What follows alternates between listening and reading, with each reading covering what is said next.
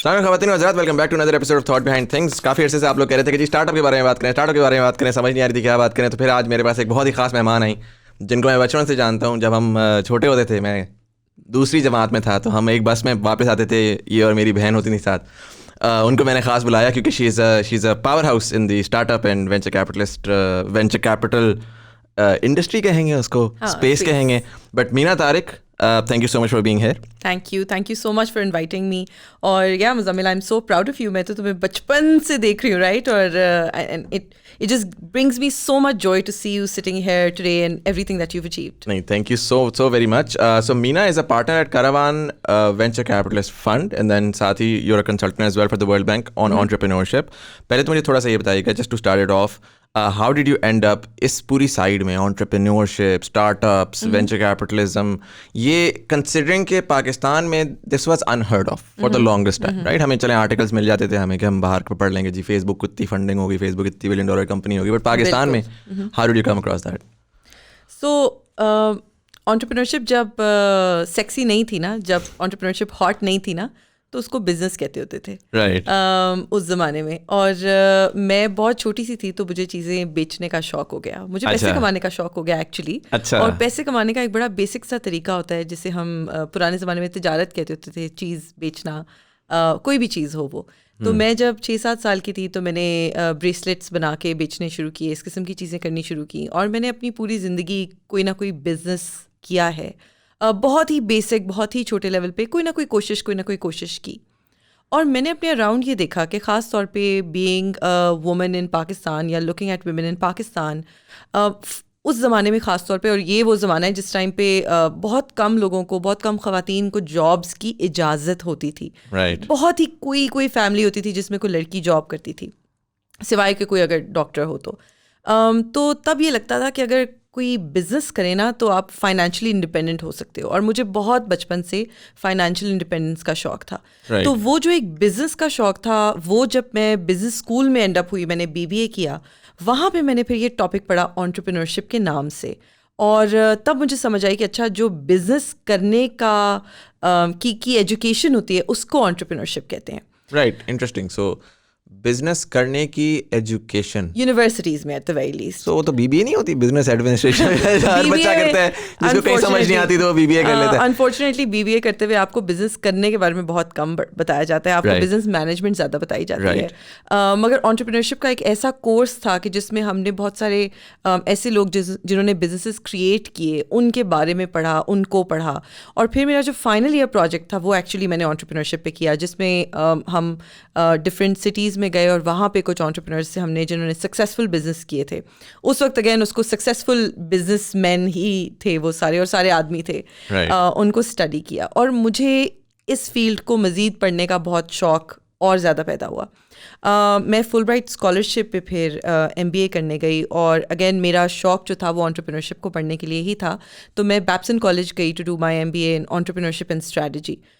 वहाँ जाके मुज़म्मिल समझ आई कि ये है क्या चिड़िया, ये क्या जानवर है जिसको हम इतने टाइम से पढ़ने की कोशिश कर रहे थे।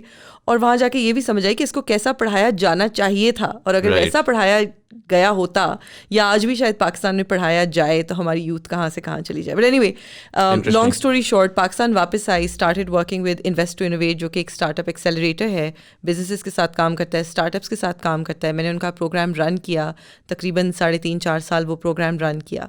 और उसके बाद सोचा अब नेक्स्ट क्या करें। तब तक मेरी जो एक्सपर्टीज़ हो गई थी, जो मेरा नॉलेज बेस क्रिएट हो गया था पाकिस्तान में, वो था स्टार्टअप्स के साइड से काम करने का। एक स्टार्टअप को ग्रोथ के लिए क्या चाहिए, एक स्टार्टअप को स्केल करने के लिए क्या चाहिए। एंड व्हेन आई से स्टार्टअप, एक बिजनेस है, तो किसी भी बिजनेस को ग्रो या स्केल करने के लिए क्या चाहिए, और उनमें से एक चीज़ पैसा है। राइट, पैसे के बगैर बिजनेसेस ना ग्रो कर सकते हैं, ना स्केल कर सकते हैं। राइट, बड़ा इंटरेस्टिंग आपने ये बोला, because I feel like this particular definition gets missed a lot in Pakistan particularly. हमारा नौजवान जो है वो ग्रेजुएट करता है, और वो वो आर्टिकल्स पढ़ के वो बिजनेस को छोड़ देता है। वो कहता है जी मैंने कोई इंटरेस्टिंग चीज़ करनी है, तो मैंने AI को मिक्स करना है डीप लर्निंग के साथ, और मैंने ऑगमेंटेड रियलिटी डालकर एक ऐसी प्रोडक्ट निकालनी है जिसकी शायद यूटिलिटी हो ही ना इस वक्त सोसाइटी के अंदर। कोई बात नहीं मुज़म्मिल, कोई बात नहीं, ये तो बहुत अच्छी बात है। अगर हमारे मुल्क के नौजवान, जैसे आप कह रहे हैं, वाकई ऐसे कर रहे हो ना, तो आप सोच नहीं सकते कि अगले 10 सालों में क्या क्या हो जाएगा हमारे मुल्क में। right. और मैं आपको बताती हूँ क्यों। जो भी फर्स्ट टाइम एंटरप्रेन्योर होता है ना, या कोई भी इंसान जो पहली दफ़ा बिजनेस शुरू कर रहा होता है ना, उसके पास बिजनेस केस कोई नहीं होता. हाँ. आप ये जो आप जिक्र कर रहे थे फेसबुक का, या आप किसी भी बड़ी कंपनी को उठा के देख लें, जब उन्होंने आइडिया को कंसेप्चुलाइज किया था ना, जब उनको ख्याल आया था कि ये करते हैं, तो उस वक्त बिजनेस केस कोई नहीं था. वो कहते हैं ना, फोर्ड ने जब गाड़ी बनाई थी तो तब तो लोगों को तेज घोड़े चाहिए थे, राइट? उस वक्त क्या बिजनेस केस था कि कैसे लोगों को कन्विंस करेंगे. हमें लगता है जब हम सक्सेसफुल बिजनेस ओनर्स को, जो ये ग्लोबल सक्सेसेस हैं, इनको देखते हैं ना, तो हमें लगता है कि इनको डे 1 से अपना बिजनेस केस पता होगा, इसलिए ये आज सक्सेसफुल हुए हैं. फर्स्ट टाइम बिजनेस ओनर को कोई बिजनेस केस नहीं पता होता, and that is completely okay. पहला बिजनेस फेल हो जाए, बहुत अच्छी बात है. शायद दूसरा सक्सीड हो, शायद तीसरा सक्सीड हो. ये अगर आप आपके मुंह में घी शक्कर कि अगर हमारे नौजवान वाकई ये सोच रहे हैं ना कि मैं AI को मिक्स करूं डीप लर्निंग से, और ये करूं और वो करूं और इसको मिला के ये चीज़ निकालूं, तो आज नहीं तो 5 साल बाद वो ऐसी टॉप चीज़ बन जाएंगे. बिल्कुल. इसका मैं काउंटर आर्गुमेंट आपको बेसिकली दूंगा, प्राइमरीली मेरे एक्सपीरियंस से. 2 मैं बिजनेसेस उठाता हूँ, राइट. एक बिजनेस है जो कि एक बच्चा है जो कि प्रॉब्ली देख रहा है कि यार एक रिक्वायरमेंट है, तो वो यूनिवर्सिटी से ग्रेजुएट करता है, और यूनिवर्सिटी के दौरान ही उसने कोई छोटा मोटा काम स्टार्ट कर दिया कि बिरयानी का ठेला स्टार्ट कर दिया. और वो उस बिरयानी के ठेले के साथ वो कहता है कि यार मैं ना एक साथ ही, अब मेरे पास कॉल्स आ रही हैं लोगों की और वो डेली मंगवा रहे हैं, तो मैं उसको ऑटोमेट करके एक ऐप बना देता हूँ साथ. बिल्कुल. और वो कंप्यूटर साइंस से ग्रेजुएट था, उसने ऐप बनाई और उसने ये कर दिया. अब जब एक ये लड़का ही जाता है मार्केट में जाके पिच करता है कि मेरी बिरयानी का ठेला है, मैं इसको जो है ना, देखिए ये मेरा स्टार्टअप है. Somehow that startup isn't considered a potential, हालांकि वो रेवेन्यू पॉजिटिव भी है, उसकी डिमांड भी बढ़ रही है, उसको कंस्ट्रेंट्स है इसकी वजह से रुका हुआ है, ब्रांडिंग की वजह से रुका हुआ है, फंडिंग की वजह से रुका हुआ है, लेकिन वो is not sexy. Whereas एक बच्चा आता है जिसकी कोई मार्केट में डिमांड है ही नहीं, लेकिन वो दुनिया में बज़वर्ड्स थ्रो करता है ना कि यू नो लाइक आप अपना कैमरा खोलेंगे तो आपको बिरयानी नजर आ जाएगी, फिर आप उसके ऊपर क्लिक करेंगे तो एक मारियो वर्ल्ड का गेम स्टार्ट होगा, फिर बिरयानी ऑर्डर होगी. And somehow it sort of feels like, you know, you're imagining way too much. And rather मैं इसको इस तरह से कहूँगा, when I approach entrepreneurship, I do see it as a way to solve problems. बिल्कुल. Right? बिल्कुल. That is at the core. Entrepreneurship की definition ये है. Solving problems, and particularly problems that you see around yourself. Right. But here's the thing, Muzammil. You know what's sexy? Success is sexy. Right. अगर the biryani ठेला boy successfully creates that business and then is able to use tech in some way to scale it. And here's why we talk about tech, right? खास तौर पे from an investor's perspective, tech क्यों important है या sexy consider होता है? क्योंकि tech scale देता है. Right. अगर वो बिरयानी के ठेले से शुरू कर रहा है ना, बहुत अच्छी बात है, और वो ठेला सक्सेसफुल हो रहा है, उसको ऑर्डर्स आ रहे हैं, उस ठेले की एक कैपेसिटी सीलिंग है. अब मसला ये है कि अगर एक इन्वेस्टर को अपने पैसों पे रिटर्न चाहिए ना, तो शायद उसको उससे बहुत ज़्यादा कैपेसिटी चाहिए. Right. और उस ठेले को स्केल करने के लिए, to get to that capacity, you need a lot more capital than what you would need if that online order karne wala, whatever thing that you're talking about, that would require less money to scale to the same number of people. If the business case for that is sorted, जो भी आप अभी idea बोल रहे थे, ठीक है, उस आइडिया का अगर बिजनेस केस सॉर्ट हो जाए ना, तो उसको 1 मिलियन लोगों तक पहुंचने में वर्सेस फिजिकल बिरयानी ठेला को 1 मिलियन लोगों तक पहुंचने में जो रिसोर्सेज रिक्वायर्ड हैं वो डिफरेंट हैं. Right. और हमारे पास रिसोर्सेज कम हैं, तो we would rather, and that is why investors are betting on those insane ideas that have some potential, and with the belief that the founder has the ability to sort through the business case. I don't know if that makes sense, but it comes down to scale. And frankly, the biryani thela can scale. I mean, I want to talk about Savor, right? One of our favorite businesses ever. Savor, we all know, rags to riches story. कहाँ से उन्होंने शुरू किया था, कहाँ तक वो Savor को लेके पहुँच गए हैं. Savor की जो core है वो standardization है. Savor ने tech पे नहीं गए. Savor तो शायद अभी तक डिलीवरी भी नहीं करता, ठीक है. उन्होंने वर्टिकल इंटीग्रेशन की. हम शायद सुनने वालों को भी इंटरेस्ट हो इस चीज़ में. अगर हम ये सोचते हो कि Savor इतना सक्सेसफुल हो गया है, तो उन्होंने जगह जगह Savor की ब्रांचेस क्यों नहीं खोल ली? Why hasn't Savor become the McDonald of pulao, right?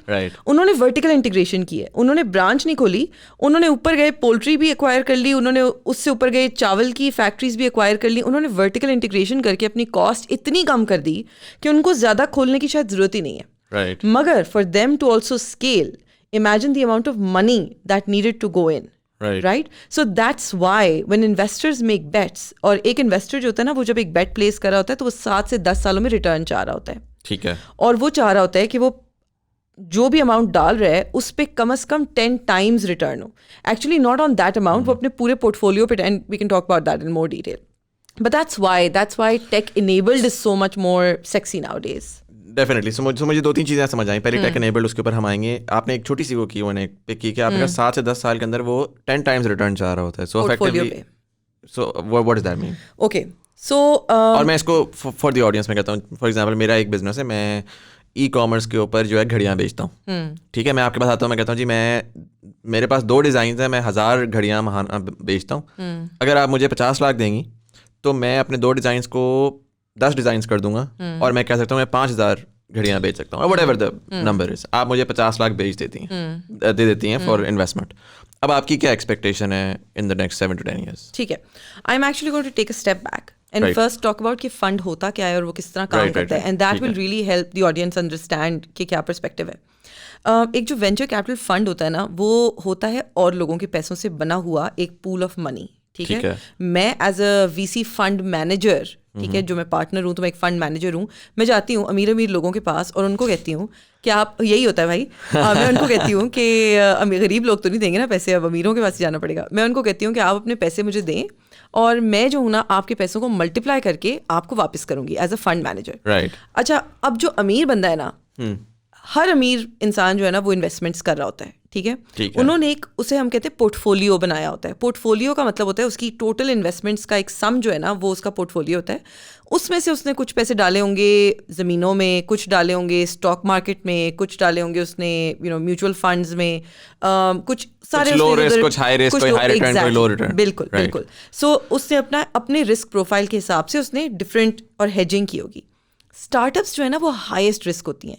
Globally 10 startups में से 9 ने हर सूरत फेल करना है. राइट. 10 में से 1 ने सक्सीड करना है. ठीक है, तो स्टार्टअप्स जो है ना, they are one of the highest risk bets that you can make. Oh, therefore you want 10x return. Yeah, but on the whole portfolio, because 9 will fail and 1 has to give me the return on my portfolio.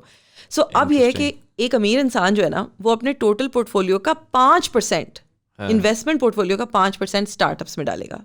ठीक हो गया. मैं उस अमीर इंसान को जाके कहूंगी कि भाई मेरे, आपके पास टाइम नहीं है कि आप खुद जाके स्टार्टअप्स ढूंढें जिनमें आप पैसे डालें, तो वो 5% आप मुझे दें, मैं बाकी सबसे भी 5% जमा कर रही हूँ और मैं अपना एक फंड बना रही हूँ और मेरी ये एक्सपर्टीज है कि मैं बेस्ट पॉसिबल स्टार्टअप्स ढूंढूंगी और उनमें मैं पैसे डालूंगी और आपके पैसों पे रिटर्न दूंगी. इस तरह मेरा फंड बना. अब दैट्स वाई जो एक वीसी फंड मैनेजर है ना, उसका कोर काम ही ये है सिर्फ कि वो बेस्ट पॉसिबल स्टार्टअप्स ढूंढे और उनमें इन्वेस्ट करे.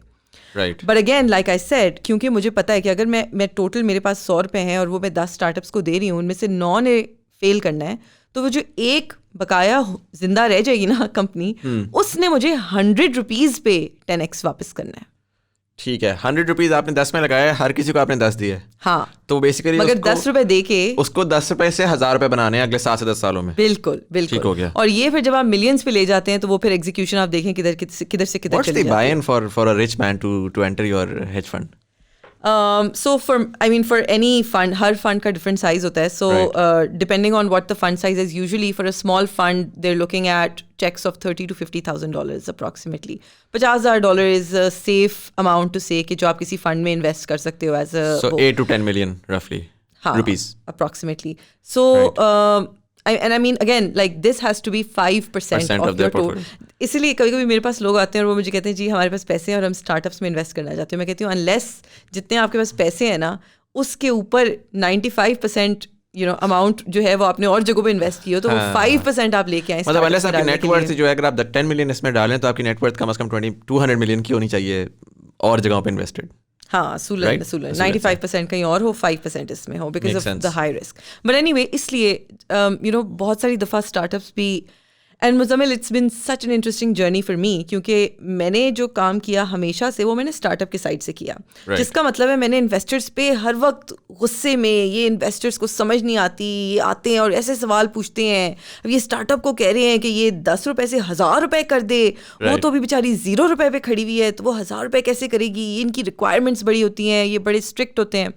और मैं स्टार्टअप्स की साइड से ना हमेशा, क्योंकि जब आप स्टार्टअप्स के साथ काम करते हो ना, तो वो बिल्कुल आपके बेबीज बन जाते हैं. ह्यूमनाइज हो जाते हैं ना बहुत तक, है बेचारे, आप मेहनत कर रहे हैं और आप उनके बारे में, आप उनकी कंपनीज को ओन कर रहे होते हो, तो आप कहते हैं ये इतना जबरदस्त काम कर रहे हैं और इनको कोई पैसे ही नहीं दे रहा, लोगों को शर्म नहीं आती, इनको पैसे नहीं दे रहे, and then you move to the other side of the table और आपको कोई कहता है बहन ये ले पैसे, मगर अब ये इन्वेस्ट करने ऐसी स्टार्टअप में जो ये रिक्वायरमेंट्स पूरी करे, एंड यू रियलाइज कि it is actually so hard to deploy money. It might sound funny but it is actually very hard to deploy money. So it's been very interesting for me.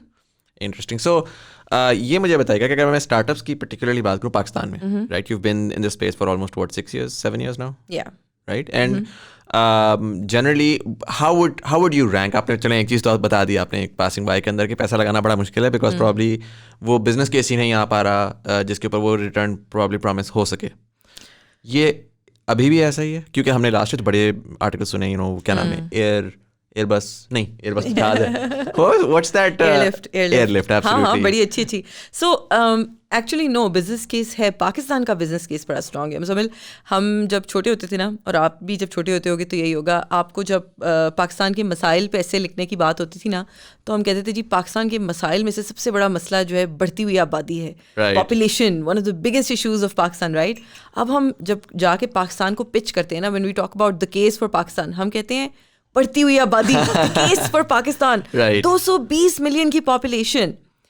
When you have a population that is that massive, ऊपर से 220 million की population में 60% under the age of 30, right, massive youth bulge. आपकी tech adoption rates through the roof हैं, सब कुछ तेज़ी से आगे बढ़ रहा है, लोग मुसलसल एक उसमें आ रहे हैं, टेक ब्रैकेट के अंदर आ रहे हैं. आप रियलाइज़ करते हो कि अगर आप लिटरली कोई भी प्रोडक्ट बनाओ ना, चाहे वो बिरयानी का ठेला हो, चाहे वो जो टेक प्रोडक्ट है वो, अगर आपने अपना कस्टमर सेगमेंट सही आइडेंटिफाई कर लिया और आपकी प्रोडक्ट मार्केट फिट अचीव हो गई, राइट, हर चीज़ के लिए 1-2 मिलियन मार्केट तो हर चीज़ के लिए मौजूद है इस वक्त. मेरा हस्बैंड और मैं 1-8 साल पहले कनाडा जा रहे थे. We were driving down the highway Canada में, मॉन्ट्रियल जा रहे थे, तो उधर ना छोटे छोटे से शहर गुजरे थे और उनकी वो पॉपुलेशन लिखी हुई होती है ना, किसी की पॉपुलेशन 4000, किसी की पॉपुलेशन 3000, किसी की 6000.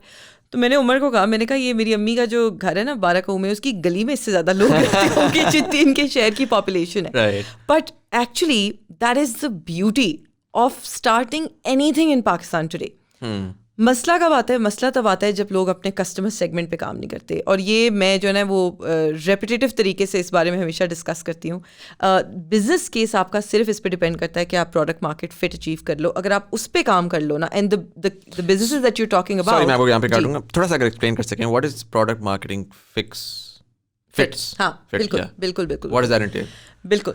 सो what it entails is कि जो आप प्रोडक्ट बना रहे हैं ना, वो जिस कस्टमर सेगमेंट को आप बेचना चाह रहे हैं ना, वो कस्टमर सेगमेंट आपका वो प्रोडक्ट उस प्राइस पॉइंट पे ख़रीदने को तैयार है, विलिंग भी है और एबल भी है, यानी कि उनकी जेब में उतना पैसा है भी सही और वो पैसा निकालने को भी तैयार है. सो अगर फॉर एग्जांपल मैं इसको कॉन्टेक्चुअलाइज करूँ, मैं कहता हूँ कि जी मैं एक टी शर्ट का ब्रांड खोल रहा हूँ जिसकी टारगेट मार्केट जो है वो मैं कहता हूँ कि आपके पेरी अर्बन एरिया में जो रहने वाले लोग हैं जिनकी एवरेज जो मंथली इनकम है वो 25,000 रुपये है, लेकिन मैं एक प्रीमियम ब्रांड बना के 4,000 रुपये की प्रोडक्ट बनाया के बैठा हूँ और मैं कह रहा हूँ कि यार ये बिक नहीं रही मेरी. बिल्कुल.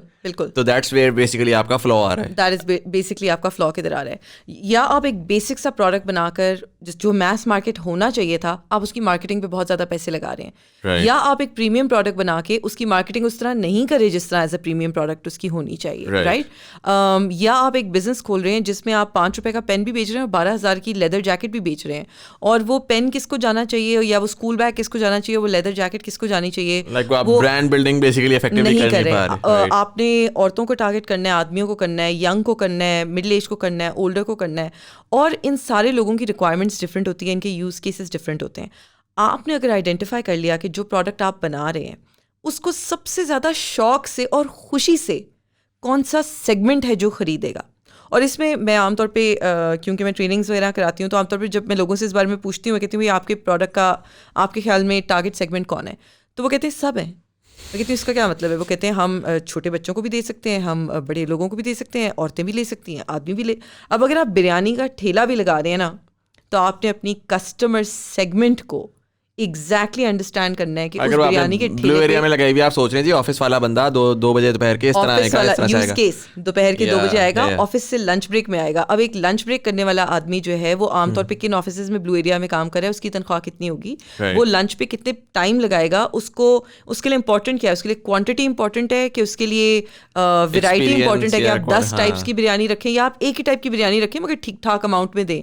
मतलब क्या चीज़, कौन से कैरेक्टरिस्टिक्स ऑफ योर प्रोडक्ट जो है वो उस कस्टमर सेगमेंट के लिए इंपॉर्टेंट है, तब जाकर वो प्रोडक्ट मार्केट फिट अचीव होती है जब कस्टमर खुद आपके पास आना शुरू होता है, ना कि आपको कस्टमर के पास जाके उसको कन्विंस करना पड़े कि मेरे पास आओ। This is very interesting because a lot of times मैं देखता हूँ इंस्टाग्राम के ऊपर there lot of small business now opening up and I think one of the biggest things that they miss, आपने बिल्कुल आखिरी बात बोली है कि आप कस्टमर के पास जाते हैं रादर देन के कस्टमर आपके पास आए। कि वो होता क्या है कि वो constantly a lot of these businesses they're just copycat businesses बने हुए, they don't have an understanding of the fundamentals of business। और वो कर क्या रहे हैं कि दरमियान में yes they might be able to make some money कि किसी इन्फ्लुएंसर को भेज के उन्होंने एक रिकमेंडेशन की बेसिस के ऊपर 4 प्रोडक्ट्स बेच ली, 6 प्रोडक्ट्स बेच ली, लेकिन वो बार बार they're stuck in that loop। They're not able to create a dedicated customer base, they're not able to have people proactively come to them because of the fact कि यार या तो उनकी यूनिक प्रोडक्ट है या बहुत सी चीज़ें यूनिक होना ज़रूरी नहीं है बिल्कुल, बट वो कहीं पर किसी पॉइंट पे प्राइसिंग ब्रांडिंग कहीं पर उन्होंने डिफरेंशिएशन ऐसी की हुई है कि customer can become loyal to them. बिल्कुल। And I feel like we definitely looking at a lot of people now getting into the whole startup craze, getting into the whole you know I want to do something, I want solve a problem, make some money. But the next step in that, where we finally see some, and this will lead to my next question as well, we finally see some big brands coming out from like बिल्कुल random घर से जो है ना एक बड़ा brand निकल रहा है। somehow हमारे बड़े ब्रांड्स एक जगह पर आके रुके हुए हैं, लाइक यू नो अगर मैं वो प्योरली इंस्टाग्राम की बात करूँ तो वो DM फॉर ऑर्डर पे ही रुके हुए हैं। यू नो वो शॉपिफाई पे नहीं जा पा रहे, वो शॉपिफाई से आगे ब्रिक एंड मॉर्टर पे नहीं जा पा रहे। बट अगेन मैं बड़ा एक माइक्रो लेवल की बात करूँ, अगर मैं थोड़ा मैक्रो लेवल की बात करूँ, हम पाकिस्तान में आप एज एन इन्वेस्टर, ठीक है मैं बाहर तो मुझे अगेन मैं एक सादा आदमी हूँ, ना ज़्यादा पैसे हैं कि मुझे बताओ ये चीज़ें, लेकिन अगर मैं बाहर देखता हूँ तो मैं देखता हूँ कि जी फेसबुक में किसी ने आके इन्वेस्ट किया, अर्ली ऑन फेसबुक लॉसेस में जा रहा था और किसी ने आके इन्वेस्ट किया, इवेंचुअली उन्होंने एग्जिट के ऊपर पैसे बनाए, राइट, IPO हुआ, एग्जिट हुआ, पैसे बनाए। पाकिस्तान में इन्वेस्टर कैसे पैसे बनाएगा? हमारे यहाँ वो कल्चर नहीं है कि यू नो आप पब्लिक से पैसे रेज कर सकें। तो क्वेश्चन प्रॉब्ली मेरा ये होगा, before I get into how they will make money, why don't we have enough people investing in stock markets and why don't we have enough modern companies going for an IPO? So IPO की जो requirements है ना, अभी तक वो companies वो उनको meet नहीं कर सकी। I don't have the exact numbers on these and I can you know get back to you with those numbers, but there is a minimum requirement as to what your revenues need to be, what the size of your company needs to be, जिस point पे जाके आप IPO कर सकते हो। अभी हमारी companies उस पॉइंट तक नहीं पहुंची। जो पब्लिकली लिस्टेड कंपनीज हैं वो ऑलरेडी उन वैल्यूएशंस पे ज़ाहिर पहुंच गई हैं, बट वो सारी बड़ी कंपनीज हैं, वो बड़े मैन्युफैक्चरिंग ग्रुप्स हैं, फैमिली ऑफिसेज हैं, वो हैं। जो हमारी स्टार्टअप्स हैं ना, they're too young for that at this point, but they're going towards that, they're all going towards that and that is why we are investing today. अगर मैं आज पैसे डाल रही हूँ तो ज़ाहिर है मैं उस पर रिटर्न देखना चाह रही हूँ ना। अच्छा, और रिटर्न की आपने बात की, सो एक चीज़ तो क्लियर करूँ, जो आपने पहले भी बोला था कि जी मेरी ये कंपनी है, मैं वॉचेस बेच रहा हूँ, मुझे पैसे दिए हैं, ये क्या होगा आगे इस पैसों का, राइट? कोई भी इन्वेस्टर जो आप में पैसे डालेगा ना, डिपेंडिंग ऑन आपकी खैर उसके साथ क्या वो होती है, पर यूजुअली जो एक इक्विटी बेस्ड इन्वेस्टर होगा ना, वो डिविडेंड्स या प्रॉफिट शेयर नहीं आपसे ले रहा होगा। ठीक है। एक वेंचर कैपिटल इन्वेस्टर तो बिल्कुल भी नहीं ले रहा होगा, वो आपसे इक्विटी लेगा आपकी कंपनी में और वो इस बेसिस पे लेगा कि कल को आज से 7 से 10 साल बाद ये कंपनी जो है वो इस पॉइंट तक पहुंच गई होगी कि ये कैश आउट कर सकेगा। या तो 7 से 10 साल बाद ये एक्सपेक्टेशन होगी कि शायद आप IPO तक पहुंच जाएं, या यूजुअली ये एक्सपेक्टेशन होती है कि तब तक आप इतने बड़े हो गए होंगे, आप तब जब और बड़े राउंड्स रेज कर रहे होंगे ना पैसों के, आज आपने $50,000 रेज किया, यू नो 80 लाख 90 लाख रुपए रेज किया, करोड़ रुपया रेज कर लिया, तब आप जो है मिलियंस ऑफ डॉलर्स में रेज कर रहे होंगे, अरबों में रेज कर रहे होंगे, right. तो तब जो नए इन्वेस्टर्स आएंगे ना, वो मेरे जैसे छोटे इन्वेस्टर्स का शेयर मेरे से खरीद लेंगे और वो मुझे पैसे दे के चलता करेंगे।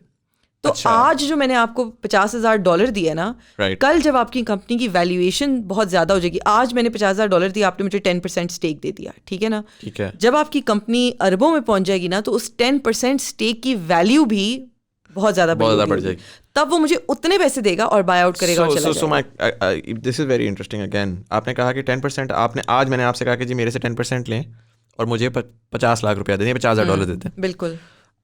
मैंने सक्सेसफुली स्केल कर लिया, जो 50,000 आपने दिया है वो मैंने बिजनेस में लगाया है। बिल्कुल राइट, मैंने इन्वेस्ट किया, it is called growth capital. Growth capital. अब आज से 3 साल बाद मैं गया एक और इन्वेस्टर के पास, मैंने कहा जी मुझे 10%, मैंने 20% बेचना है फॉर $2 million। अब इस पे मैथ करना पड़ेगा। 20% फॉर $2 million तो ग्रोथ होगी ना, आपकी कंपनी की वैल्यूएशन ज़्यादा हो गई, ठीक है। मैंने 20, अब आप उसमें एग्जिट लेना चाहती हैं? नहीं, उस पॉइंट पे नहीं एग्जिट लूंगी मैं 7 से 10 साल बाद एग्जिट लूंगी। मुझे इतना थोड़ा एग्जिट नहीं चाहिए। चलिए मैं कहता हूँ 7 साल गुजर के, हाँ ठीक है। अब एक और इन्वेस्टर आया, हाँ। और वो फंडिंग, तो वो जो 7 साल बाद वाला इन्वेस्टर आया वो सिर्फ और सिर्फ आपसे आपका शेयर खरीदने आया है या वो ग्रोथ कैपिटल डालने आया है?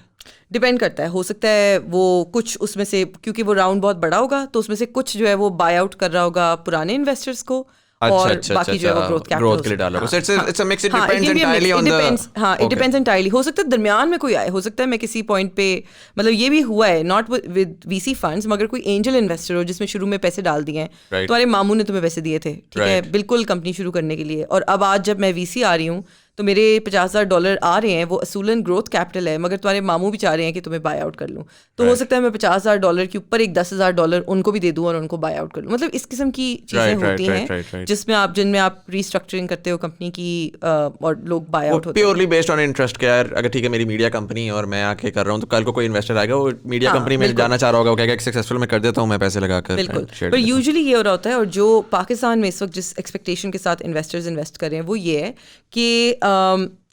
कि बाहर से कंपनीज आएंगी जो local Pakistani high performing companies को खरीदेंगी।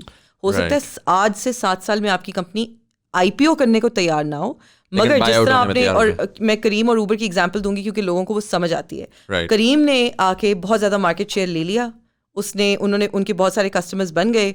अब ऊबर जो है बजाय इसके कि बहुत सारे साल लगाए उतने कस्टमर्स बनाने के लिए, दे वुड रादर कि वो करीम को खरीद लें और वो सारे कस्टमर्स वो एक्वायर कर लें, right. So that's the whole point कि आपकी किसी भी, तुम्हारी वॉचेस की कंपनी है, कल को कोई ग्लोबल बड़ी वॉचेस की कंपनी आए और वो कहे कि बजाय इसके कि हम सारा कुछ फ्रॉम स्क्रैच शुरू करें, मुजम्मिल ने ऑलरेडी बनाई हुई है ये कंपनी, इस पॉइंट तक पहुंच गई है, हम उसको खरीद लेते हैं।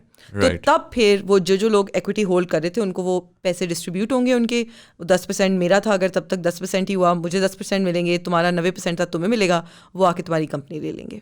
ठीक है, makes a lot of sense. And I think if I understand this correctly, अगर मैं एज अ स्टार्टअप फाउंडर अगर मैं सोचूं, देन दिस मेक्स, अगर मैं फॉर एग्जांपल बड़े इन्वेस्टमेंट, बड़े लेवल की कंपनी बनाना चाहता हूँ, मैं बिरयानी का ठेला लगा रहे हैं वो भी ठीक है, बट अगर मैं, मेरा पर्पस ही है, तो मैं फिर प्रॉब्ली ये देख रहा हूँ कौन सा ऐसा बिजनेस है जो कि पोटेंशियली एक्वायर हो सकता है कल को। बिल्कुल, that is a good way actually to think about it. असूलन आपको बिजनेस वही करना चाहिए, मगर असूलन आपको बिजनेस वही करना चाहिए जिसमें आपका दिल हो। बहुत सारे लोग ये वाली स्ट्रैटेजी करते हैं कि वो ये लिटिल मतलब बैठ के कैलकुलेशन करते हैं कि अच्छा ये बिजनेसेस जो हैं वो XYZ कंट्रीज़ में सक्सेसफुल हुए हैं और ये पाकिस्तान में भी होंगे, आज से 5 से 10 साल में पाकिस्तान में भी ऐसी कंपनी चाहिए होगी, तो हम आज खोल लें तो उसका पोटेंशियल है। राइट। मैं हमेशा ये एडवाइस करती हूँ कि बिजनेस वही खोलें जिसमें आपका कुछ पैशन, कुछ इंटरेस्ट हो। It has to be a mix of passion and then business case, and that's the perfect sort of recipe. That's the perfect recipe, क्योंकि अगर पैशन या इंटरेस्ट ना होना तो फिर बिजनेस करना इतना टफ काम है कि वो आप कर ही नहीं सकते, one day after the other आप कर नहीं सकते, आप सर्वाइव नहीं कर सकते उसमें unless you have that passion. You're not gonna have that patience for the payday, right? बिल्कुल, but having said that is a really good way to think about it कि आप ये देखें, और बहुत सारे लोग, अब ये जो बड़ी बड़ी कंपनीज जिन्होंने पैसे रेज किए हैं, इन्होंने ये किया है, बहुत सारे लोग जो आज पाकिस्तान में कंपनीज शुरू कर रहे हैं जो कि बड़े बड़े फंडिंग भी रेज कर रही हैं, क्योंकि इन्वेस्टर्स भी इसी लेंस से देख रहे हैं कि अच्छा ऐसी सिमिलर कंपनीज सिमिलर मार्केट्स में सक्सीड हुई हैं, तो पाकिस्तान में भी इस चीज़ की ज़रूरत है, इसलिए ये चीज़ प्रॉबेबली सक्सीड होगी, उसके सक्सीड होने की प्रॉबिलिटी इंक्रीज कर रही है। अच्छा, सो आई थिंक मैं थोड़ा सा कॉन्वर्सेशन को चेंज करूँगा। पाकिस्तान में जनरली जब भी मैंने देखा है ना कि हम खासकर यूनिवर्सिटी स्टूडेंट्स ग्रेजुएट करते हैं, अच्छी यूनिवर्सिटी से ग्रेजुएट किए हुए, now they looking at startups. IBA का बच्चा ग्रेजुएट कर रहा है, वो स्टार्टअप सोच रहा है, वो सोच रहा है कि यार मैंने बड़ा बिजनेस बनाना है पाकिस्तान में, वो कॉन्स्टेंटली बात करता है, वो देखता है, वो ख्वाब ही देखता है इलॉन मस्क और बिल गेट्स के। अच्छा, there's nothing wrong with that. Obviously, these people are global game changers. Elon Musk is a visionary, definitely.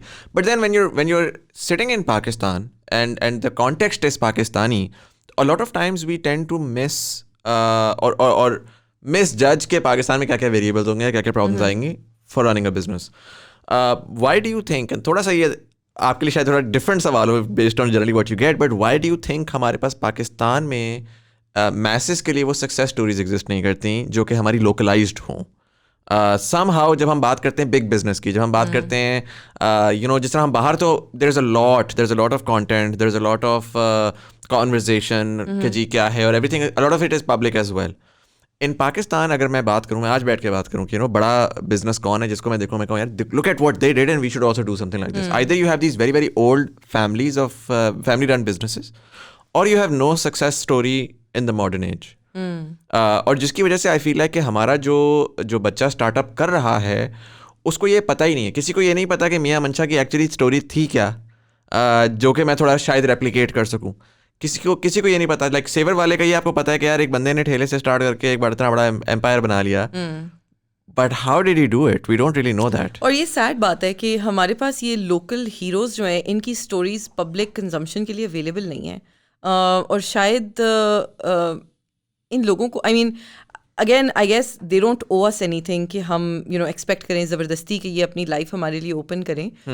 मगर शायद अगर ये कर दें तो वाकई जैसे आप कह रहे हो मुज़म्मिल कि it be very inspire. I would love to read about the saver story, right? मतलब because again what we've heard is that it's a rags to riches story, but nobody really knows कि वो कैसे हुआ, what were the variables that went into it. The failures attached to it, right? Like, बिल्कुल every step of the way, right? So yeah, I would love it अगर कोई वो अपने open करें केस स्टडी के लिए, कोई एक बेसिक भी even, that would be so interesting. या वीडियो सीरीज कर लें मुज़म्मिल के पॉडकास्ट पे आ जाए, किसी तरीके से बताएं. I was talking to this person in Faisalabad, so I had Export Leftover जो boy चला रहा, he was here for a podcast, and I actually visited his factory. I love that company, by the way. Yeah, they're doing like remarkable work, and I visited his factory. वहाँ पे उनके वाले साहब से मुलाकात हुई. वालिद साहब जो है उन्होंने बेसिकली वो बनाई थी जो पूरी company, right? So he was telling me about, उन्होंने कहा जी फैसलाबाद में इतनी स्टोरीज भरी पड़ी हैं, तो उन्होंने मुझे एक स्टोरी सुनाई इंटरलूप वालों की.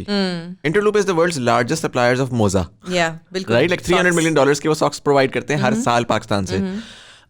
And the most fascinating bit is कि you look at Nishad Group or you look at Chenab Group, and these are family run. आपको पता है इनकी क्या हिस्ट्री है. एक आम बच्चा यूनिवर्सिटी ग्रेजुएट होकर ये नहीं सोच सकता कि मैं वो बनूंगा. बिल्कुल. इंटरलूप वाले साहब जो थे वो एक इंजीनियर थे जिन्होंने एक जॉब छोड़कर ये बिजनेस स्टार्ट किया था, right? And that story for me, आपका पाकिस्तान का बच्चा जो मैकेनिकल या इलेक्ट्रिकल इंजीनियरिंग करके निकलता है ना, उसके दिमाग में ये होता है कि मेरा कोई फ्यूचर नहीं है. बिल्कुल. एंड वो जो ख्वाब वो देख सकता है कि अच्छा मैं दुनिया में मोजे, समथिंग एज अनसेक्सी एज मोजे बेचकर दुनिया का सबसे बड़ा सप्लायर बनूंगा पूरे, उस तरह से. So I feel like there are a lot of these stories, and unfortunately we don't. Yeah, they need to be told. These people need to, mainstream their success and open up their lives to a certain extent so that people can learn from them. Because I completely agree with you. देखें जो global successes है ना, वो भी उनमें से एक तो understand करने वाली बात ये है कि ज़्यादातर come from a place of privilege. ज़्यादातर जो success stories होती हैं come from a place of privilege. But there are stories like you said that don't come from that place, जो कि एक basic सी जगह से start करके successful हुए हैं. पाकिस्तान में हम उसे कहते हैं ease of doing business, कि पाकिस्तान में business करना आसान कितना है. तो Pakistan is one of the worst countries in terms of ease of doing business, right? चाहे वो करप्शन ले लो, और करप्शन हमें लगता है कि कोई दूर पार की चीज़ है. बड़ी दफ़ा हम सोचते हैं जी करप्शन वो दूर के लोग हैं जो पैसे खा रहे हैं. वो एक्चुअली पैसे दूर के नहीं खा रहे होते. वो जब आप काम करना शुरू करते हो तो वो पता लगता है आपके लिए हर स्टेप ऑफ द वे कितना मुश्किल होता है, हर चीज़ के थ्रू गुजरना कितना मुश्किल होता है. तो चाहे वो करप्शन हो, चाहे वो लैक ऑफ इंफ्रास्ट्रक्चर हो, चाहे वो लैक ऑफ नॉलेज हो, चाहे वो लैक ऑफ पेपरवर्क हो, अप्लाई करके आप 2 हफ्ते 3 हफ्ते वेट करें हर चीज़ के अप्रूवल के लिए. बिल्कुल. सो हाँ, इसीलिए इन्वेस्टर्स भी जब इन्वेस्ट करें पाकिस्तान में, अब इंटरनेशनल फंड्स आ रहे हैं, तो वो इस अंडरस्टैंडिंग के साथ आ रहे हैं कि Pakistan is still a high risk country. और हमारे लिए तुम्हारा जो ओरिजिनल क्वेश्चन था वो ये था कि क्यों नहीं है ऐसी स्टोरीज बहुत सारी अभी, और वो इसी वजह से नहीं है क्योंकि हम अभी भी बहुत यंग कंट्री हैं. ये भी अंडरस्टैंड करने की बात है. हमारा इकोसिस्टम तो डेफिनेटली बहुत नेसेंट है, पर हम जनरली भी एक बहुत यंग कंट्री हैं कंपेयर टू बाकी सारे मुल्क जो इतने पुराने हैं. ठीक है. तो और फिर एज ए यंग कंट्री इतना कुछ होता रहा है इकोनॉमिकली, पॉलिटिकली इस मुल्क में, इतने फेजेस से तो हमारी ज़िंदगी में गुजर गया है पाकिस्तान. ठीक है. अब मगर मुज़म्मिल, मेरा ये डेफिनेट मानना है, और आई थिंक हमारा जो ओवरऑल इकोसिस्टम है उसमें एक बड़ी ऑप्टिमिज्म है इस वक्त. एक रे ऑफ होप वाली फीलिंग है, एक मतलब ये ख्याल है कि अगले कुछ सालों में जो है, क्योंकि ऑलरेडी स्टेबिलिटी फील हो रही है। ये स्टेबिलिटी अगर फील ना हो रही होती तो बाहर से पैसा पाकिस्तान में ना आ रहा होता। आपने कुछ बड़े राउंड्स की बात की, एयरलिफ्ट वगैरह, इस किस्म के बड़े बड़े राउंड्स हुए हैं, फंडिंग राउंड्स हुए हैं, इनमें इंटरनेशनल मनी आई है। ताजिर, एयरलिफ्ट, इस किस्म के राउंड्स में बाहर से लोगों ने पैसे डाले हैं, और वो बाहर के बड़े बड़े फंड्स पैसे कभी भी ना डालते अगर उनको पाकिस्तान किसी हद तक पहले से ज़्यादा स्टेबल अब ना लग रहा होता। तो मेरा ये डेफिनेटली मानना है कि हमें आगे और ज़्यादा सक्सेस स्टोरीज नजर आएंगी, और ऑलरेडी चीज़ें चेंज हो रही हैं। Make sense. एक चीज़ मैं ये पूछूंगा आपसे, फॉर एग्जांपल के when we talk about startups particularly, we do talk about tech a lot, and आपने बड़ा rightfully बताया कि tech helps scale a lot. बिल्कुल, वो ग्रोथ की जो कर्व है ना, वो टेक इनेबल करता है। टेक इनेबल बहुत ज़्यादा करता है। अगर मैं ऑल्टरनेटिवली कहूँ फॉर एग्जांपल कि अभी मैं पिछले दिनों देख रहा था, there's a company called I think the Meat Company, जिसका IPO हुआ था लास्ट ईयर, और उन्होंने क्या किया कि उन्होंने so basically the entire point was कि जी उन्होंने, वो एक मीट कंपनी है, वो जाके ज़िबा करके एक्सपोर्ट करती है, और वो उसके लिए हुआ, जब वो IPO हुआ तो there was a lot of interest कि जी क्या होगा, किस तरह होगा। इस साल क्या हुआ कि जी इंडिया ने अपनी हलाल सर्टिफिकेशन ख़त्म कर दी। तो उन्होंने कहा कि हमें हलाल सर्टिफिकेशन देने की ज़रूरत नहीं है, इंडिविजुअल सप्लायर्स जो हैं वो गवर्नमेंट लेवल पर नहीं होगा, इंडिविजुअल सप्लायर्स कर सकते हैं। अच्छा, मिडल ईस्ट में सडनली एक डिमांड आई पाकिस्तान की प्रोडक्ट की, उसकी वजह से, और एकदम से उस कंपनी का स्टॉक जो है वो आसमान पे चला गया, प्योरली ऑन एन, अगेन ये एक बहुत बड़ी कंपनी हो गया, आई एम नॉट श्योर, मैंने इतना डिटेल में नहीं गया, तो जाहिर वो IPO फेज में पहुंची। बट अगर मैं फॉर एग्जांपल कहता हूँ कि ये मोजे वाली एग्जांपल है, मेरी पिछले दिनों बात हो रही थी एक साहब से, IT इंडस्ट्री से उनका ताल्लुक था। उन्होंने कहा कि जी हम जब पाकिस्तान में स्टार्टअप्स या हम जो ये उबराइजेशन ऑफ द वर्ल्ड है ना, उसके बारे में बात करते हैं, तो Pakistan is right now in जैसे कि आपने कहा कि हम बहुत एक सॉर्ट ऑफ नेसेंट स्टेज में हैं, और उसको उन्होंने तशबीह दी विद चाइना। उन्होंने कहा कि जी चाइना ने पहले 20 साल लगाए अपने आप को कॉपी पेस्ट मार के करके, अब वो आ रहे हैं और आके वो फ्यूचर की बात कर रहे हैं, अब वो आर्टिफिशियल इंटेलिजेंस की बात कर रहे हैं, वो 5G की बात कर रहे हैं। So a lot of the growth, while we definitely going to see a lot of that growth where कोई कंपनी होगी जो कि मॉडर्न तरीन डेमोक्रेटाइजेशन यूज़ करके वो बड़ा पैसा बना रही होगी, scale at the very least पैसा ना बना रही हो, स्केल रीच कर रही होगी। But then there is a lot of requirement for growth for just standardised business. मतलब आप जाते हैं और जाकर अमेरिका में एक चक्कर लगाते हैं ना, तो वो खड़े हर दफ़ा जब भी कोई बंदा अमेरिका से आता है कहता है यार वहाँ पर ये होते हैं, हम ये क्यों नहीं करते पाकिस्तान में। And I feel like there is a lot of that because we have a booming और rising amount of middle class. हमारे पास जो छोटे शहर है, फैसलाबाद, मुल्तान, गुजरांवाला, ये अब कनेक्ट हो रहे हैं मेन स्ट्रीम के साथ। जो हमारे KLI था उसमें तो हमने चले बड़े बड़े मॉल्स बना के एक सॉर्ट ऑफ अंडरस्टैंडिंग दे दी लोगों को कि मॉडर्न डे कंज्यूमरिज्म कैसी है। बट अब वो छोटे शहर आ रहे हैं। So, do you think as an investor, you would also be interested beyond the whole, कि जी tech scale democratized businesses, but rather something as simple as कि जी एक बंदा है वो आगे कह रहा है कि सर देखें यूरोपियन यूनियन जो है वो इस तरफ जा रही है और उसके अराउंड हमें पता है कि एक्सपोर्ट्स इस तरह की होंगी, तो हम ये एक बेसिक एक्सपोर्ट की प्रोडक्ट बनाना चाहते हैं। बिल्कुल, anything at all that has a business case, right? At the end of the day, that's what it comes down to. अगर आपकी market size is big enough और आपका business case is strong enough, again कि मैं आपको 10 रुपए दूं और आप उसको कितने पे लेके जा सकते हैं, that's what it comes down to. Effectively, that's what it comes down to.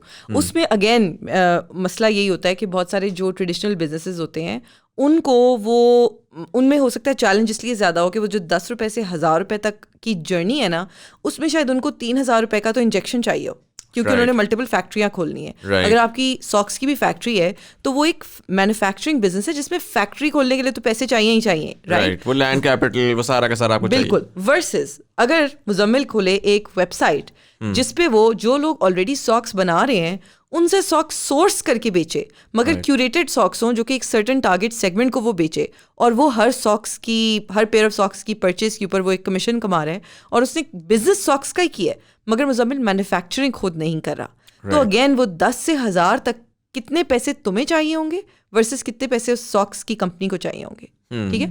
That's the core issue.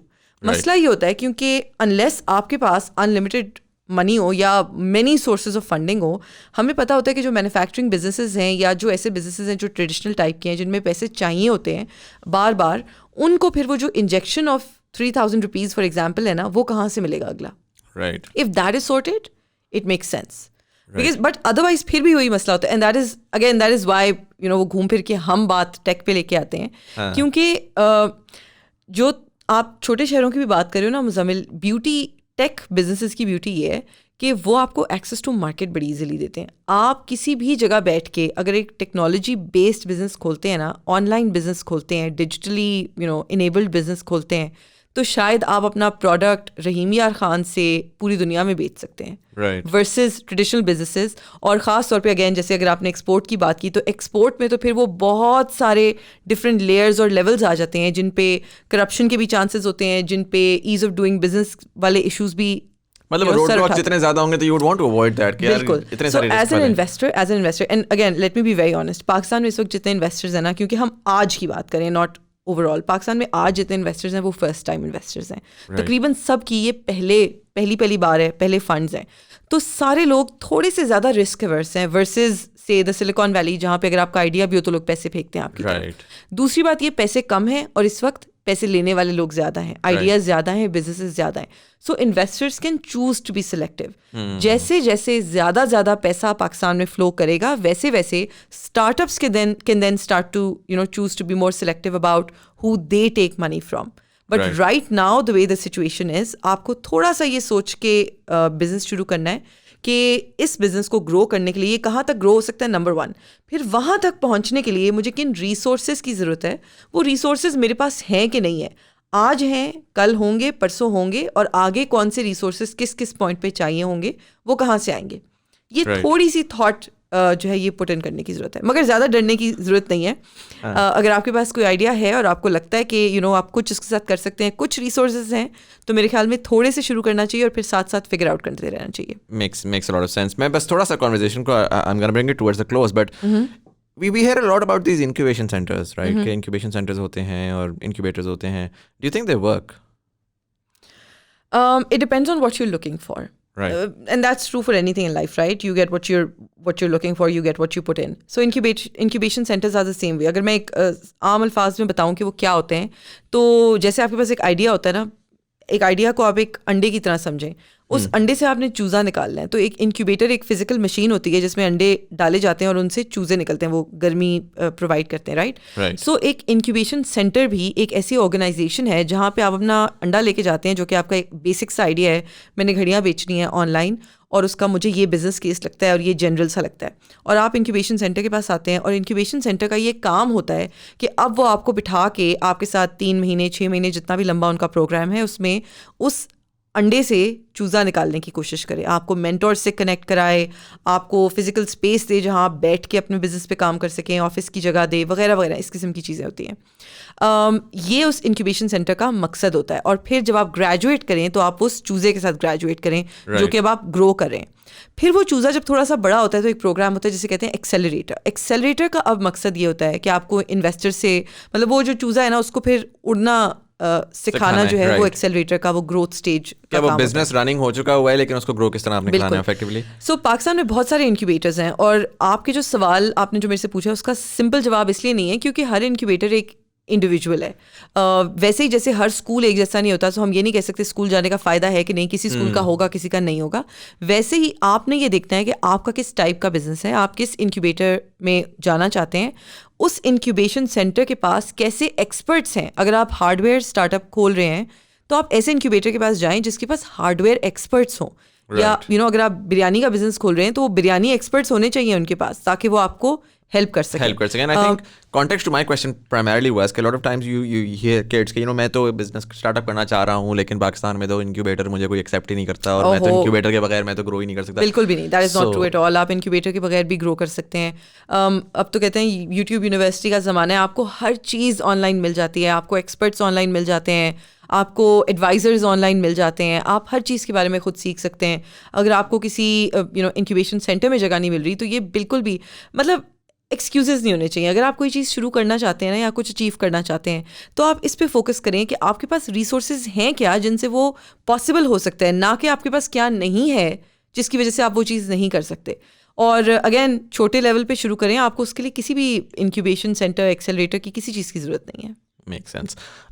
मुझे ये बताइएगा कि अगर मैं कहूँ पाकिस्तान में कोई ऐसी आपको सक्सेस स्टोरी या फ्यूचर में होने वाली सक्सेस स्टोरी नज़र आती है जिसको आप बड़ा कीनली ऑब्जर्व कर रही हैं in terms of a startup, what would that be? कोई है ऐसा जो कि आप कहें कि यार वो बड़ा अच्छा इंटरेस्टिंग काम करें, I have my eyes on them? यार मैं क्योंकि खुद इन्वेस्टर हूँ तो ज़्यादा तो नहीं, या तो मैं अपने पोर्टफोलियो कंपनीज की तारीफ़ें करूँ, 8 की 8 बड़ी ज़बरदस्त हैं, तो इसलिए मुश्किल है। मगर बहुत सारे लोग हैं, ELO का तुमने जिक्र किया, मुझे बहुत इंटरेस्टिंग लगता है उनका यूज़, मतलब and again they've been on your show, so people who are listening to you probably know this already, but उन्होंने एक ऐसा मसला देखा जो उनको उनकी लोकल सोसाइटी में था, जो कि था एक्सपोर्ट लेफ्ट ओवर्स, जो कि ज़ाया हो रही थी, एक जो कॉस्ट उन्होंने डाली हुई थी वो ज़ाया हो रही थी। उन्होंने उसको लेकर एक और मसला जो कि लोगों का था कि उनके पास गुड क्वालिटी इनएक्सपेंसिव प्रोडक्ट नहीं था, उन्होंने उन दो प्रॉब्लम्स को जोड़ा और उसका सोल्यूशन ऐसा ज़बरदस्त निकाला जो कि सबको सपोर्ट कर रहा है बेसिकली। एग्जैक्टली वो अपनी लोकल कम्युनिटी को भी सपोर्ट कर रहे हैं, मैन्युफैक्चरर्स की, वो लोगों को अच्छा प्रोडक्ट भी दे रहा है सस्ता, और वो खुद भी पैसे कमा रहे हैं। तो मतलब that is a beautiful business. तो मुझे इस किस्म के बिजनेसेस बहुत अच्छे लगते हैं। हाँ, so that's primarily what I was getting at. My final question to you, obviously you're an investor based in Pakistan, तो एक बेसिक तो अंडरस्टैंडिंग नज़र आती है कि इंसान के पास होप होगी तो वो इन्वेस्ट करेगा, वरना तो अपना पैसा रैप अप करेगा और बाहर जाएगा। But how do you see Pakistan? This 2021, we're just out of COVID, and I mean we don't even know if we're out, but hopefully we're out of COVID with the vaccine coming in. How do you see Pakistan in this particular decade? And then what are your feelings के आने वाले साल कैसे होंगे हमारे लिए? यार मेरे ख्याल में आने वाले साल ज़बरदस्त होंगे हमारे लिए, और ये इस वजह से अगेन हमने पहले भी बात की, 60% आपकी यूथ है, और कोविड में क्या हुआ है कि जो लोग ऑनलाइन नहीं भी आ रहे थे ना, वो भी ऑनलाइन आ गए। जिन लोगों को एक्सेस पहले नहीं भी था ना, उनको भी एक्सेस मिल गया। आई थिंक जो डेवलपमेंट शायद अगले 10 साल में होनी थी, अगले 5 साल में होनी थी ना, वो शायद इस 1 साल में ऐसी एक्सेलरेट हुई है और कंटिन्यू हो रही है एक्सेलरेशन हमारी, ठीक है। इस एक्सेलरेशन की वजह से बहुत सारे बिजनेसेस जो पहले स्लो ग्रो कर रहे थे वो अब तेज़ ग्रो कर रहे हैं। अच्छा, एक और चीज़ हुई, और हर चीज़ की प्रोज एंड कॉन्स होते हैं। बहुत सारे लोग जॉब से गए, राइट, लाइक ऑफिसेज उनके बंद हो गए, लोग फायर हो गए।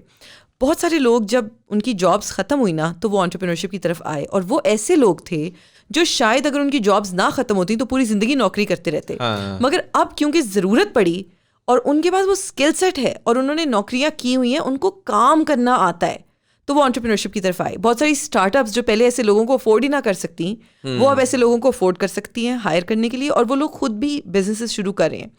तो और बाहर के लोग जिनको हम वापस्तानीस कहते हैं, पाकिस्तान, जो बाहर के लोग जो पाकिस्तान वापस आ रहे हैं, अब क्योंकि बाहर भी इकोनॉमिक क्रंच वो लोग फील कर रहे हैं और पाकिस्तान में सबको अपॉर्चुनिटी नज़र आ रही है, मार्केट नज़र आ रही है, तो लोग पाकिस्तान वापस आ रहे हैं अपने बाहर का पैसा लेकर, अपने बाहर की एजुकेशन एक्सपीरियंस लेकर, नेटवर्क्स और स्किल सेट्स लेकर, कि यहाँ आके कुछ शुरू करें।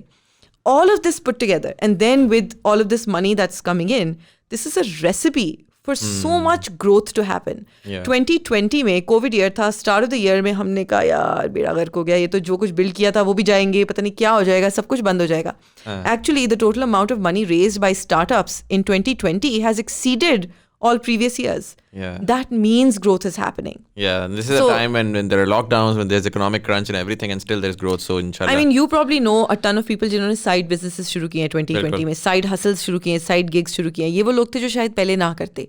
तो ये जो crunch आया है ना, इसने लोगों की वो जो टेंडेंसी है ना to hustle, to survival instinct जो है ना, वो लोगों का निकल आया है। तो मेरे ख्याल में तो बड़ा मजा आने future is bright. And I think बहुत जो मजेदार बात आपने निकाली ना, वो ये निकाली है कि there are lot of inefficient old school companies that have gone bust, and now that talent, that really good talent, is now available at a cheaper cost, which is now going towards more innovative, more efficient, higher growth potential companies, and उसकी वजह से अब वो उनको finally, क्योंकि वरना वो फंसी हुई थी कि यार हम we were right at the cusp of growth but we don't have the right talent at the right price, जो कि अब मिल गया। So I think there's a lot of interesting and exciting things gonna be happening in the next decade. Inshallah, बिल्कुल। Meena, thank you so much for coming in. This was extremely insightful. Thank you for inviting me. This was a lot of fun. मैं तुम्हें पहले कह रही थी यार इतना लंबा टाइम है, क्या करेंगे, बट बड़ा मजा आया, पता भी नहीं चला 45 मिनट्स निकल गए। For all of you guys, thank you so much for watching. अगर आप लोगों को ये एपिसोड पसंद आई, अपने जानने वाले के साथ जरूर शेयर करिएगा। अगर आपके पास स्टार्टअप रिलेटेड कोई भी क्वेश्चन हो, प्लीज कमेंट सेक्शन में जरूर मेंशन करिएगा, and will see if we can call Meena और someone else again for this particular topic. But anyways, this was Thought Behind Things. My name is Sayyid Muzammil Hassan Zaidi. Thank you so much for watching, and I'll see you in the next one.